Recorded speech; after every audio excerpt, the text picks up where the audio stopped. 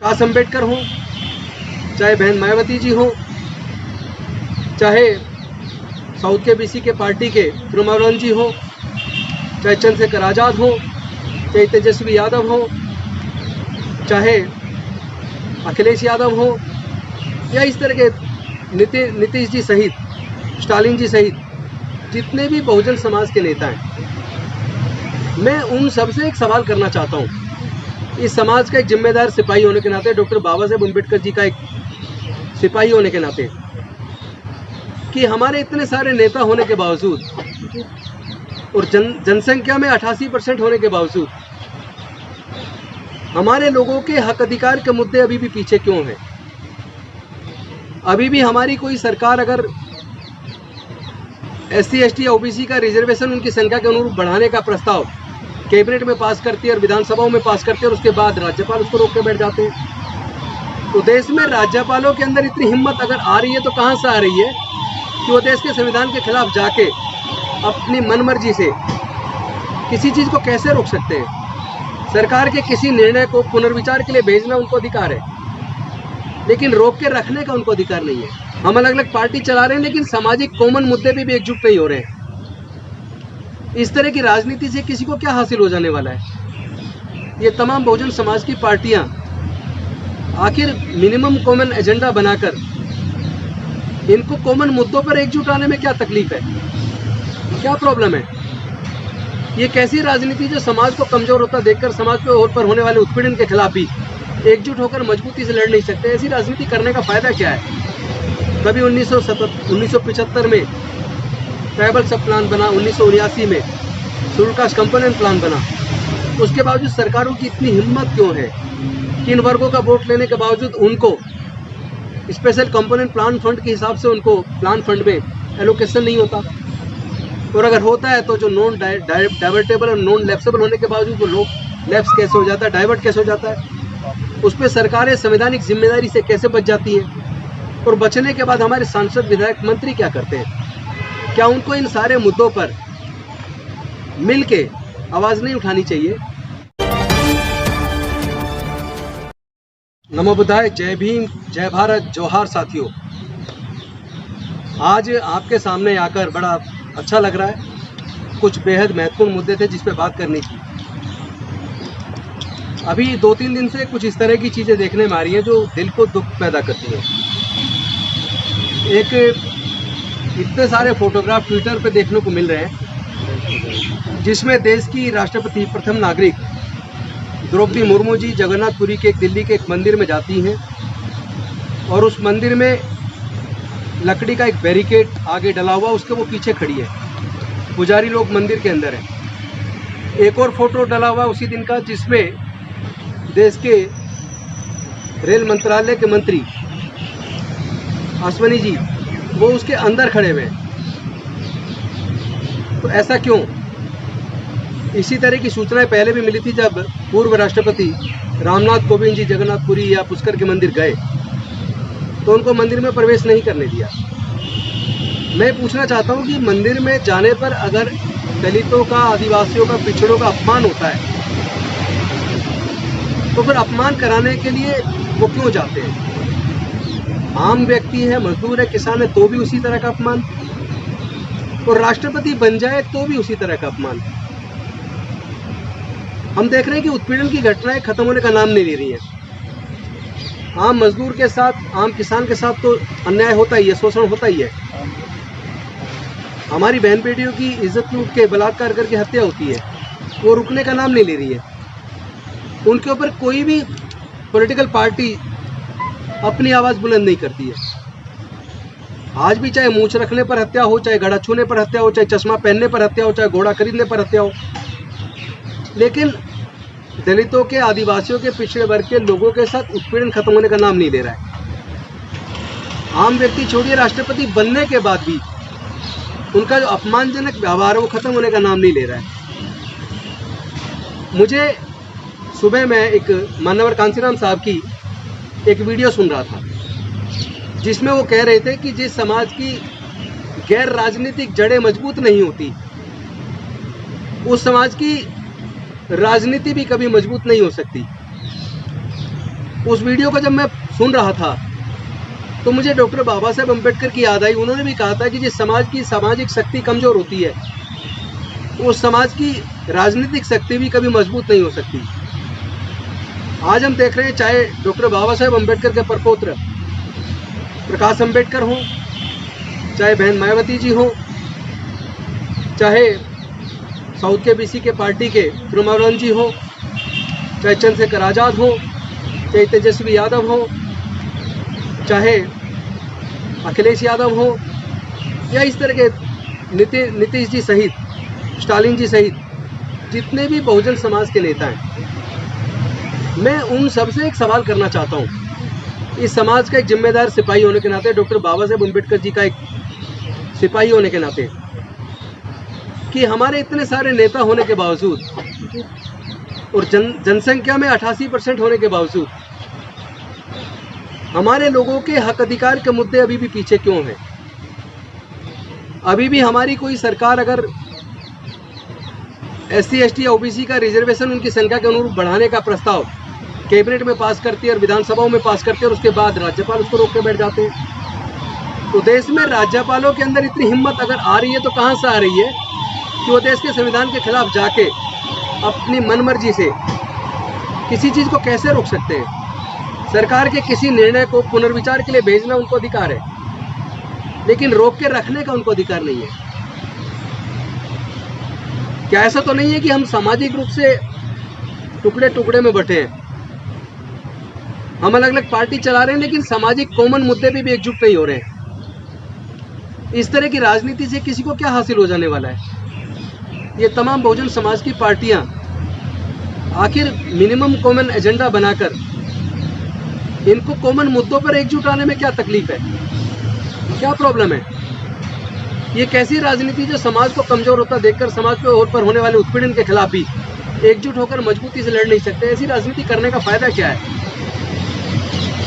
मुझे डॉक्टर बाबा साहेब अम्बेडकर जी की वो बात याद आती है जब वो कहते हैं कि ये मैं संसद और विधानसभाओं में राजनीति में प्रतिनिधित्व दे रहा हूँ, सरकारी नौकरियों में जज, engineer, doctor, collector, professor, scientist सहित तमाम नौकरियों में ऊंचे ऊंचे पद पर जाने का प्रतिनिधित्व दे रहा हूँ, तो अकेला मैं अगर ये हजारों साल की गुलामी तोड़ने में कामयाब हुआ तो जिस दिन हमारे समाज के पढ़े लिखे लोग जब विभिन्न ऊंचे ऊंचे पदों पर जाएंगे या राज्यसभा, विधानसभा, लोकसभा के अंदर हमारे लोग जो जाएंगे वो समाज की आवाज़ बनेंगे।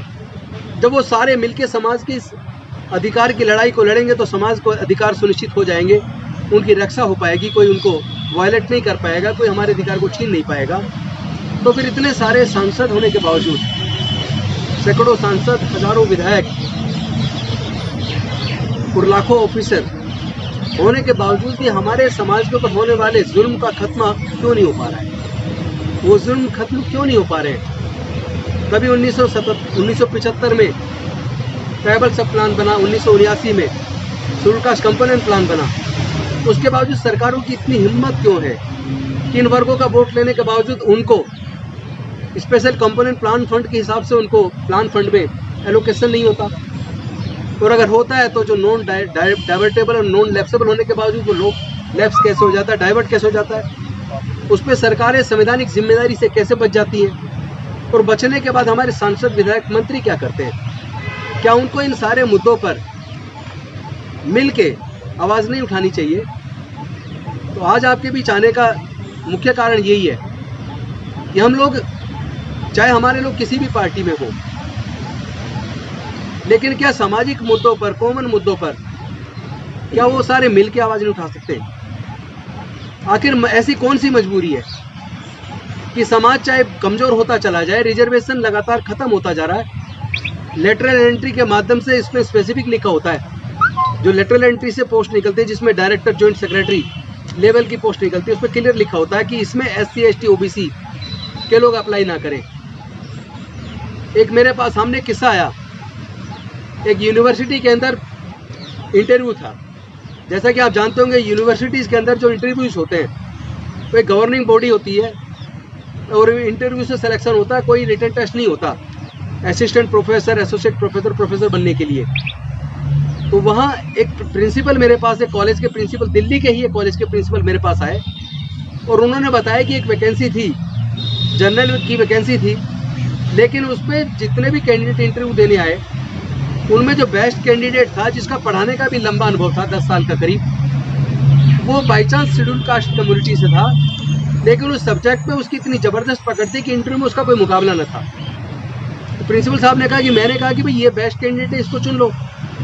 तो जो बाकी इंटरव्यू बोर्ड के अंदर मेंबर्स थे उन्होंने कहा कि भाई ये तो रिजर्व से है, ये वैकेंसी तो जनरल की है, इसमें इसको नहीं ले सकते। तो मैं पूछना चाहता हूँ, ओपन कैटेगरी का मतलब ओपन कैटेगरी, अगर कोई रिजर्वेशन नहीं लेना चाहता और जनरल में कम्पीट करना चाहता है और वो बहुत परफॉर्मेंस बहुत अच्छी देता है और उसको सिलेक्शन बनता है, उसका हक बनता है, उसको मिलना चाहिए, तो ये कह के उसको रोक देना चूँकि वो रिजर्व कोटे से, उसको तो रिजर्व में ही लेना, उसको जनरल में हम नहीं चुनेंगे, उससे कमज़ोर को चुन लेंगे, तो फिर मेरिट कहाँ गई? इसका मतलब साफ साफ कह देना कि 49.5% सीटें रिजर्व SC ST OBC के लिए हैं, बाकी 50.5% वो उसे जनरल कैटेगरी ना कहें बल्कि सीधा लिखें ये केवल स्वर्ण जातियों के लिए रिजर्व है, ऐसा कहें ना। ऐसे कहने की हिम्मत क्यों नहीं दिखाते? तो ये इस तरीके से धोखा हमारे लोगों के साथ हो रहा है। तो मैंने सोचा आज आप सबके साथ बात करूं और आज यहीं से एक एजेंडा हम लोग सेट करें और पूरे देश में एक अभियान चलाकर पूरे बहुजन पार्टियों को, दलित, पिछड़े, आदिवासियों को, उनके नेताओं को कम से कम इस बात के लिए हम लोग बाध्य करें कि सामाजिक मुद्दों पर आपके अंदर एकजुटता क्यों नहीं, सामाजिक मुद्दों को आप मिलकर क्यों नहीं उठा सकते, आपको क्या प्रॉब्लम है, कौन सी राजनीति इसके आड़े आती है। और अगर वो इसके लिए राजी नहीं है, अगर वो हमारे लोगों के साथ इसी तरह उत्पीड़न होते देखते रहना चाहते हैं, अगर हमारे फंड को इसी तरह डाइवर्ट होता रहे और वो चुप्पी साधे रहेंगे, तो इसके खिलाफ तो हमें बोलना पड़ेगा। तो एक मुहिम की शुरुआत हम लोग आज कर रहे हैं यहाँ मिशन जय भीम के माध्यम से। हम तमाम बहुजन पार्टियों से, तमाम बहुजन नेताओं से, चाहे वो किसी भी पार्टी में क्यों ना हो, हम लोग उनसे संपर्क करेंगे और उनसे हमारी ये डिमांड रहेगी कि आप सामाजिक मुद्दों पे एकजुटता दिखाइए, आप उनकी सच्ची नुमाइंदगी कीजिए, उनको रिप्रेजेंट कीजिए और आप उनके मुद्दों पर ईमानदारी के साथ सामने आइए, वरना आप समाज के साथ धोखे करने वाले लोगों में आपकी गिनती होगी और ये समाज आपको माफ़ नहीं करेगा। मैं चाहता हूँ उपरोक्त मुद्दे पर आप चाहें तो सवाल कर सकते हैं। सर, समस्या तो हर कोई जानता है, समाधान भी जानता है कि सब लोग इकट्ठे आ जाएंगे तो हल हो जाएगा, लेकिन ये हो क्यों नहीं पा रहा है, होगा कैसे?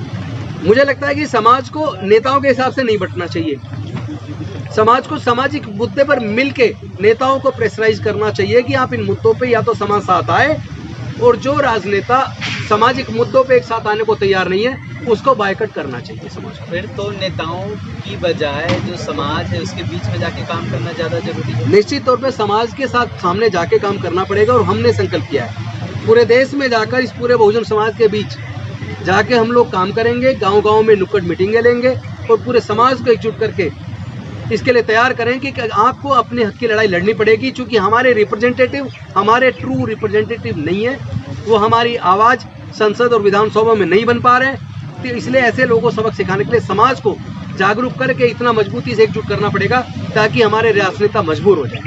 तो योजना क्या है आपकी, कब से शुरू कर रहे हैं और क्या क्या करेंगे? शुरू हम कर चुके हैं, आपके माध्यम से सिर्फ आज जानकारी दे रहे हैं ताकि उन सब नेताओं के कानों तक ये बात पहुंच जाए, सारे बहुजन चैनल के माध्यम से ये बात पहुंच जाए कि अब या तो आप लोग सामाजिक मुद्दों पे एकजुटता दिखाने के लिए तैयार हुई है, या तो समाज की आप वास्तविक आवाज़ बनिए, वरना आप संसद और विधानसभाओं से रिजाइन कीजिए। भविष्य में अगर आपको चुनाव लड़ना है तो आपको उनकी आवाज़ बनना पड़ेगा, और जो उनकी आवाज़ बनने को तैयार नहीं है, जो उनके मुद्दों को उठाने को तैयार नहीं है, जो समाजद्रोही बनना चाहते हैं, अब उनको आइडेंटिफाई करके एक्सपोज करेंगे और समाज के सामने उनका चेहरा ओपन करेंगे। जो आरक्षण से 131 सांसद चुन के आते हैं उनके लिए भी कुछ मैसेज है आपके पास? ये उन सब के लिए मैसेज है, जो चुन के आए हैं उनके लिए भी और जो चुन के आने की तैयारी कर रहे हैं उनके लिए भी, चाहे वो संसद में आने की तैयारी कर रहे हैं या पहुंच चुके हैं या विधानसभा में पहुंच चुके हैं आने की तैयारी कर रहे हैं, उन सबको सामाजिक मुद्दों पर एकजुटता से आवाज़ बुलंद करनी ही पड़ेगी, चाहे वो जिस मर्जी पॉलिटिकल पार्टी में हो। अगर वो समाज को ईमानदारी से रिप्रेजेंट नहीं कर रहे हैं, अगर उनकी आवाज़ वो नहीं बन रहे हैं, अगर संसद विधानसभा में उनकी आवाज़ को नहीं उठा रहे हैं, अगर समाज के ऊपर होने वाले उत्पीड़न और उनके जो अधिकार छीने जा रहे हैं अगर उसके खिलाफ एकजुटता नहीं दिखाते हैं, ऐसे लोगों को एक्सपोज करके उनको भी जनता के सामने, पूरे समाज के सामने एक्सपोज करेंगे, ताकि ऐसे लोगों की राजनीति को खत्म किया जा सके। उनका असली चेहरा समाज के सामने अब लाना होगा, समय आ गया है, वरना डॉक्टर बाबा साहब अम्बेडकर जी की कुर्बानी और मानवर कांसीराम साहब की कुर्बानी बेकार चली जाएगी। हमें ये आज़ादी जो मिली, 3000 साल की गुलामी डॉक्टर बाबा साहब अम्बेडकर ने तोड़ी, ऐसी नहीं टूट गई। इसके लिए उन्होंने अपने 4 छोटे छोटे बच्चों को गंवाया है, उन्होंने अपनी पत्नी माता रमाबाई को जवानी में गंवाया है, और अपने पूरे जीवन को जला के हमें बिना औजार हथियार के अपनी बुद्धि और विवेक से हमें आज़ादी दिलाई है। ये रिप्रेजेंटेशन संसद में, विधानसभाओं में और सरकारी नौकरियों में हमें रिप्रेजेंटेशन दिलाया है। हमें तो प्राइवेट सेक्टर में भी हिस्सेदारी चाहिए, हमें नेचुरल रिसोर्सेज में भी हिस्सेदारी चाहिए, जो कोई सरकार ना देने को तैयार है और ना ही हमारे सांसद विधायक उसको उठा रहे हैं। आप बच्चा रोएगा नहीं तो माँ दूध कैसे पिलाएगी? जब हमारी वोट से सरकारें बनती हैं तो हम अपने समाज के हक के लिए लड़ाई क्यों नहीं लड़ रहे हैं? ये लड़ाई तो हमें लड़नी पड़ेगी और हम ऐसे नेताओं को एक्सपोज करेंगे। Thank you. गठबंधन पर क्या राय है आपको? देखिए, ये मेरा स्पष्ट मत है, पूरे देश का वो पॉलिटिकल पार्टी और वो नेता जो डॉक्टर बाबा साहेब अम्बेडकर के बनाए संविधान में आस्था रखते हैं, जो देश की एकता अखंडता को अक्षुण्ण रखना चाहते हैं, जो देश के सार्वजनिक उपक्रम जिस तरह बेचे जा रहे हैं और जिस तरह देश के अंदर नफरत का वातावरण पैदा किया जा रहा है, जिस तरह धर्म के नाम पे उन्माद बढ़ाया जा रहा है, जिस तरह जातिगत उत्पीड़न की घटनाएं बढ़ रही है और उस पर राजनीतिक चुप्पी है, ऐसे में इस संविधान की रक्षा के लिए और देश के लोकतंत्र को बचाने के लिए विपक्ष को एकजुट होना ही पड़ेगा। और उस विपक्ष की एकजुटता में भी दलित, पिछड़े, आदिवासियों की हिस्सेदारी सुनिश्चित करनी होगी।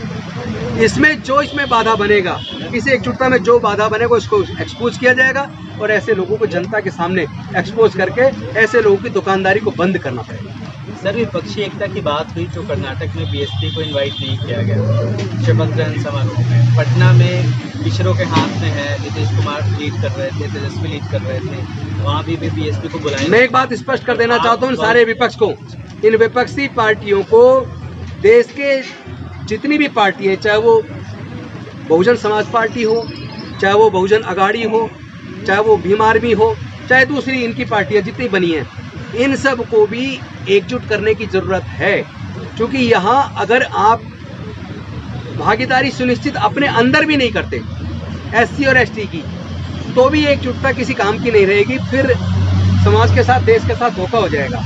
संविधान की सुरक्षा और देश के लोकतंत्र की सुरक्षा तभी सुनिश्चित होगी जब दलित, आदिवासी और पिछड़े वर्ग और माइनॉरिटीज़ के भी हक अधिकार को सुरक्षित करने के लिए सभी पार्टी अपने एजेंडे में सामाजिक न्याय को शामिल करेंगी। जो राजनीतिक पार्टी सामाजिक न्याय के एजेंडे को अपने घोषणा पत्र में शामिल, अपने एजेंडे में शामिल नहीं करती हैं, ऐसी पार्टियों को भी समय आने पर अब एक्सपोज करके ऐसे लोगों से दूरी बनाने का समय आ गया है। ठीक है, शेड्यूल ट्राइब, ये दोनों कम्युनिटी सबसे ज़्यादा विक्टिमाइज सोसाइटी है। क्या इनको भी एक अपना, जो तमाम शेड्यूल कास्ट लीडरशिप वाली पार्टियां हैं, उनको एक अपना फ्रंट बनाना चाहिए? चाहे वो निश्चित तौर पे बनाना चाहिए। अगर ये राजनीतिक पार्टियों की एकता सुनिश्चित करनी है और सुनिश्चित होने में अपनी हिस्सेदारी सुनिश्चित करनी है, तो देश की जो दलित, आदिवासी पार्टियां हैं, जिनका सबसे ज़्यादा शोषण होता है, जिनकी सबसे ज़्यादा हकमारी होती है और जितना प्राइवेटाइजेशन का जितना नुकसान उनको झेलना पड़ रहा है, मुझे लगता है उसमें उनका एजेंडा बेस्ड एकजुटता उनकी भी होना बेहद जरूरी है और उसमें जो बाधा बनेंगे उनको भी एक्सपोज करना होगा। कौन कौन दल आ सकते हैं आपके हिसाब से? मुझे लगता है सबको आना चाहिए, जो नहीं आएगा एक्सपोज होगा। नहीं, किसको आप मानते हैं?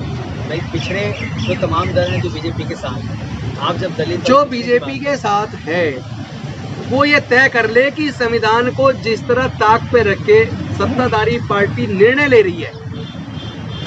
आप अभी देखिए, जाकर दिल्ली यूनिवर्सिटी के अंदर इंटरव्यू हो रहे हैं, बाकी सारे सेंट्रल यूनिवर्सिटीज़ के अंदर इंटरव्यू हो रहे हैं और एक होड़ लगी है कि जल्दी से जल्दी आरएसएस से जुड़े लोगों को वहाँ पे भर्ती किया जा रहा है। ऐसी अनेकों वीडियो आ रही है जहाँ बहुत मोटा पैसा कमाया जा रहा है, जहाँ अच्छे मेरिट वाले लोगों को दरकिनार करके केवल जो उनके उस संघ से जुड़े लोग हैं या उस पॉलिटिकल पार्टी से जुड़े लोग हैं, केवल उनका सिलेक्शन हो रहा है। इस तरह की वीडियो तमाम इस तरह के सोशल मीडिया पे आजकल दिख रहे हैं। बल्कि मैं खुद यूनिवर्सिटीज़ के अंदर विजिट करता हूँ, मैं देखता हूँ वहाँ कोई रिटर्न टेस्ट है नहीं और इंटरव्यू के अंदर पीएचडी होल्डर को दरकिनार करके, गोल्ड मेडलिस्ट को दरकिनार करके सिंपल जो नेट क्वालिफाई उसका सिलेक्शन हो रहा है। तो फिर मेरिट कहाँ गई?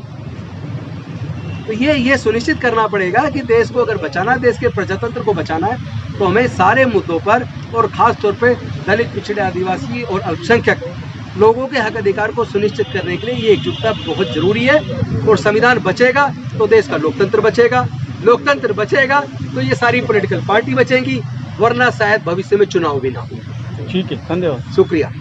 जय भीम, नमो बुद्धाय, जोहार, जय भारत।